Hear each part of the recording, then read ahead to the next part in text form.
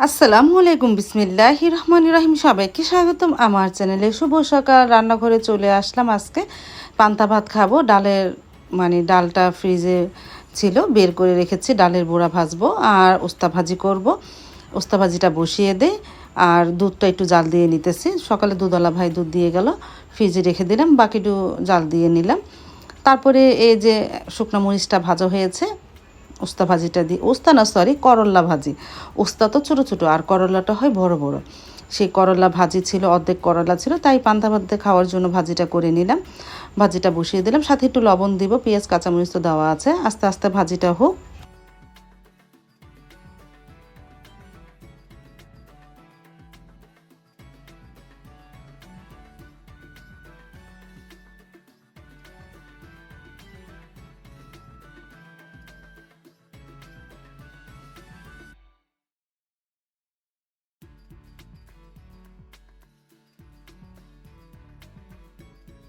ভাজিটা হয়ে যাওয়ার পর ডালের বড়াগুলো আস্তে আস্তে ভেজে নিতেছি।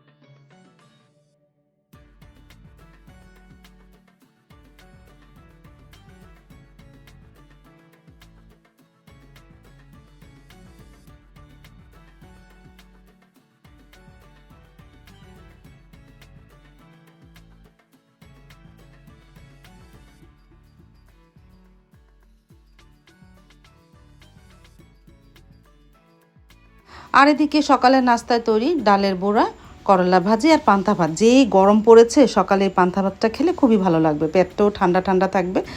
তারপরে বাহিরে আসলে মনে পড়লো গাছে না মরিচ আছে, পান্তা ভাত দিয়ে খাবো। মরিচ ছিঁড়তে চলে আসলাম। এই যে এই গাছে তো কৃষ্ণ মরিচ হয়েছে।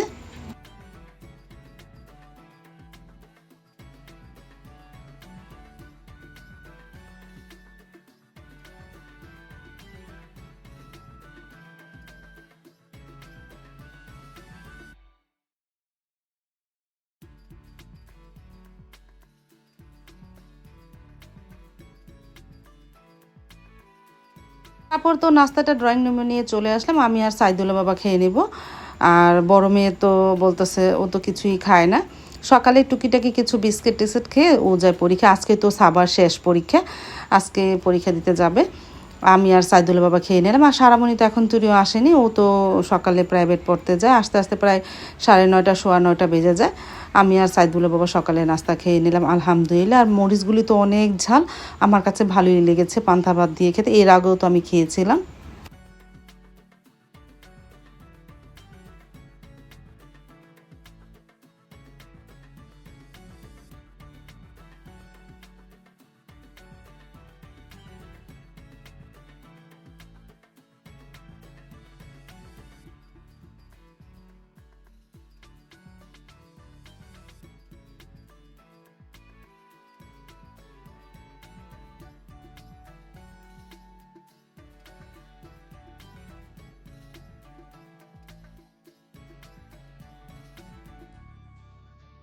আর এদিকে সাবাও রেডি হয়ে গেল, ওর বাবা ওকে দিয়ে আসবে। আমি তো তেমন একটা যাই না এখন ক্যান্টে, ওর বাবাই ওকে দিয়ে আসে, নিয়ে আসে।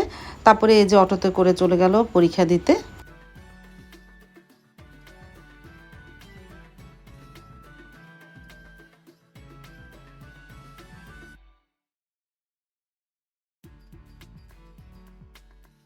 তারপর তো সাবাকে তুলে দিলাম অটোতে। আর এখানে দেখো হলুদ ফুলগুলি হয়েছে, ফুলগুলির নাম আমি জানি না, কিন্তু ফুলগুলি ফুটলে যা ভালো লাগে, পুরা সবুজের মধ্যে হলুদ। আর এখানে অনেক ছোট ছোট ফুলও হয়েছে, ভালোই লাগতেছে।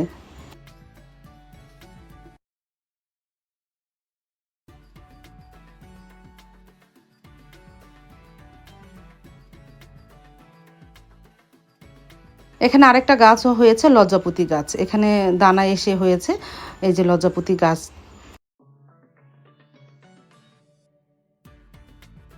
সারামণি তো চলে এসেছে, সে জেলি পাউরুটি খাচ্ছে, সে তো আর পান্তা ভাত খাবে না। আর চাও আমি এখন তেমন একটা দেই না বলতে গেলে, চা বানানোই হয় না, জেলি পাউরুটি খেয়ে সকালের নাস্তা। তারপরে কাজ করতে চলে আসলাম। আজকে 2টা রুম গুছাবো, আঁশ ফেলবো, ফ্যান মুছবো, জানলাগুলো আঁশ ফেলবো, মুছবো, ঘরটা গুছাবো। 2টা রুম আজকে করব। তারপর আরেকদিন আরেক রুম করব, মানে একসাথে তো পারি না, আমার একার কাজ। আর তোমরা অনেকে আমাকে বলো আপু তোমার হেল্পিং হ্যান্ড না, আমার হেল্পিং হ্যান্ড নেই, ভাবি চলে গেছে, কাজ আর করবে না। তারপরে আমি আর কাজের মানুষও পাচ্ছি না, অনেক খুঁজেছি, তেমন একটা পাই না। তারপরে কি করব, এই যে এখন আমার নিজের কাজ নিজেই করি, একা একা একটু একটু করেই করি। তারপরে তো প্রায় ঘন্টা খানিক লাগিয়ে ঘর 2টা ঝেড়ে তারপরে ঝাড়ু দিয়ে মুছে নিয়েছি। এখন এই তোশকের এগুলো বিছিয়ে দেই, বালিশগুলো রাখিনি। আমি ঘরটা ভালোভাবে ঝেড়ে মুছে নিয়ে এলাম, প্রায় আমার ঘন্টা 2 সময় লেগেছে।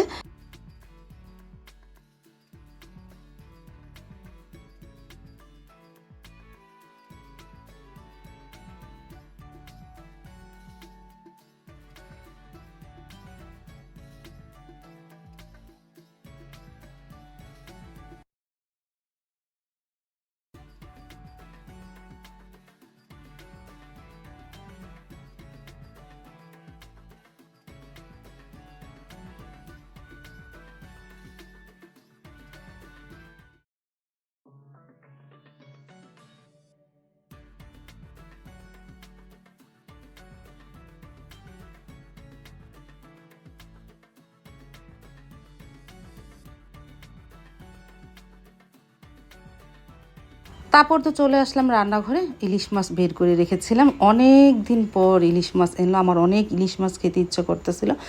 যে দাম ইলিশ মাছ তো ধরা ছোঁয়ার বাহিরে। তারপরে সেদিন সাইদুল বাবা রাতে ইলিশ মাছ দেখতে একটু দামে কম পেয়েছে দেখে আনলো আমার কাছে।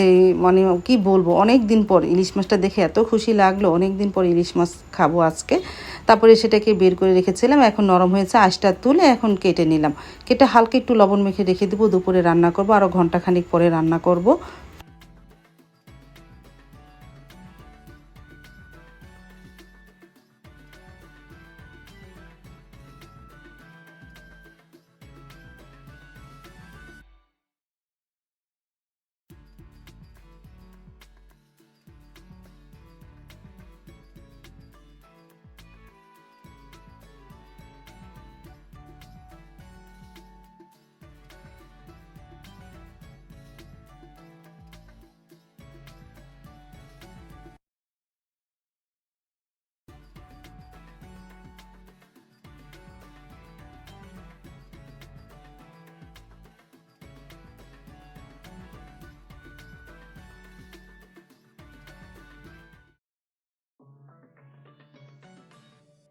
কাটা হয়ে গেল ইলিশ মাছটা, এখন হালকা লবণ মেখে রেখে দিই।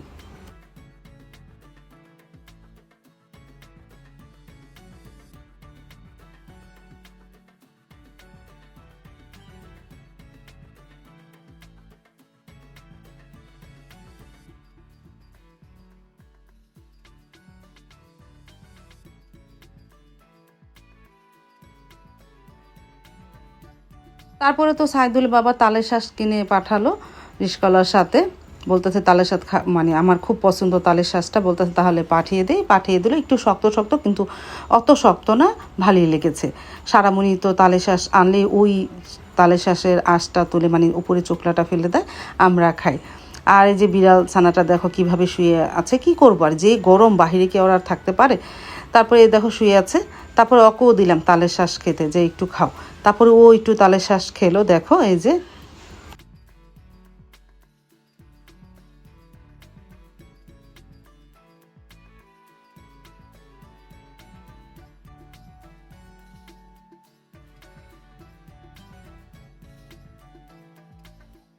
তারপর তো 1টা বাজে চলে আসলাম রান্নাঘরে, আর বাহিরে যে রৌদ্র আর কি বলবো। এখন যদি কোনো মাছের শুটকি দিই, মনে 2 দিনে শুটকি হয়ে যাবে।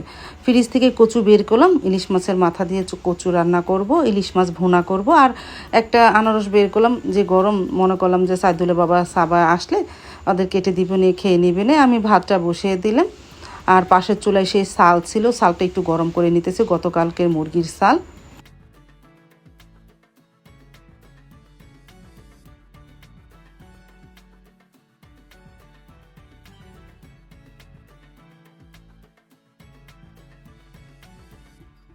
মশলা তো ভালোভাবে কষানো হয়ে গেল কচুর। তারপরে এই যে কচুটা দিয়ে দিলাম। এখন মশলার সাথে আস্তে আস্তে কষিয়ে, মানে কষানো তো হয়ে গেছে মশলা, এখন কচুটা দেওয়ার পর তার পানি দেবো না, কারণ কচুর মধ্যে অনেক পানি আছে। এই মশলার সাথে মিক্সড করে আস্তে আস্তে কচু ভাজিটাও করে ফেলি।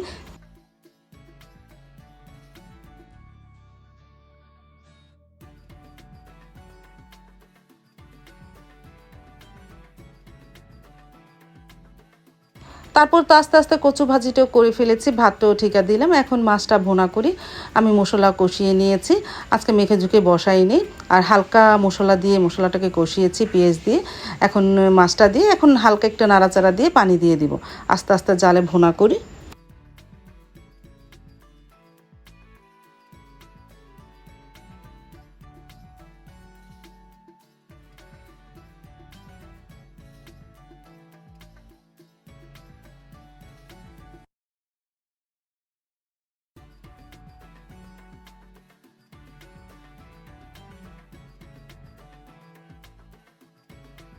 তারপর তো প্রায় হয়ে গেছে ভুনাটা, কয়েকটা লাল লাল কাঁচামরিচও দিয়েছিলাম।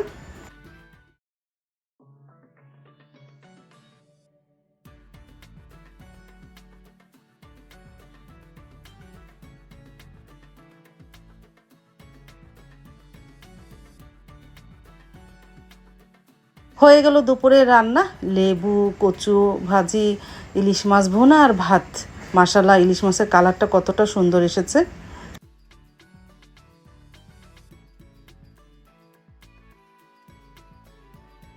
তারপর তো সাইদুল্লাহ বাবা চলে এসেছে, এসে নামাজ পড়লো, তারপর আমরা খেতেও বসে পড়লাম। প্রথমে কচুর তরকারি দিয়ে খেলাম।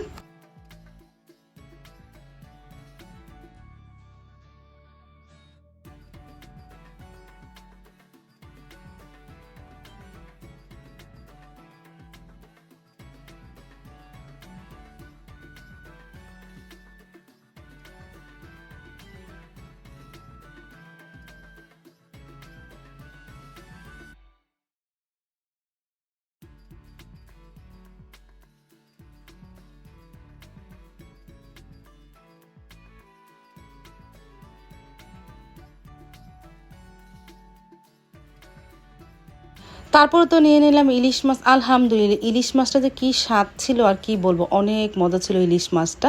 খেয়ে নিলাম মনটা ভরে, অনেক দিন পর ইলিশ খেলাম। আজ তাহলে এ পর্যন্ত, দেখা হবে আগামীকালকে নতুন আরেকটা ব্লগ নিয়ে। আল্লাহ হাফিজ, আসসালামু আলাইকুম।